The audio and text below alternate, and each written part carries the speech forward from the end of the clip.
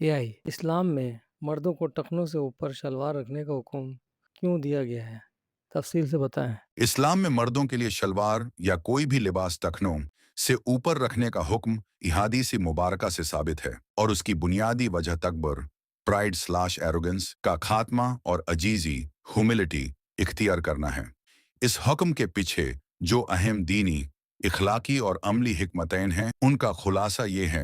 एक, तकब्बुर और गूर से बचना। इखलाकी वजह, जमाना जहालत इस्लाम से पहले में अरब के अमीर और मगरूर लोग अपना लिबास जमीन पर घिसेट कर चलते थे, जो उनकी दौलत, तकात और तकब्बुर की निशानी समझा जाता था। इस्लाम ने इस रस्म को खत्म किया ताकि इंसान के अंदर अज्जी पैदा हो। दो, इसबाल तखनौन से नीचे कपड़ा लटकाना की मुमानत दीन में इस अमाल को इसबाल कहा जाता है। मर्दों के लिए इसकी दो सूरतन बयान की जाती हैं।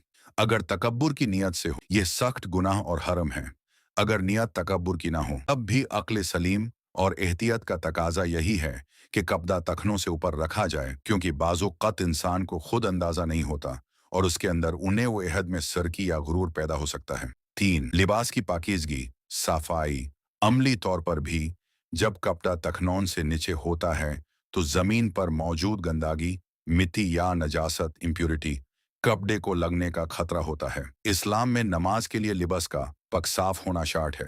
तखनों से ऊपर लिबास रखने से कपड़ा जमीन की नजासत से महफूज रहता है।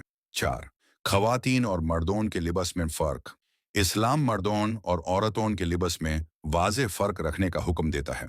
खवातीन के लिए तखनों को ढंपना और उनसे नीचे कपड़ा रखना उनके पर्दे का हिस्सा है, जबकि मर्दों को इसके बरक्स तखने खुले रखने का हुक्म है ताकि दोनों के लिबास का इम्तियाज कायम रहे। नमाज के अंदर कितने नबियों का जिक्र आता है?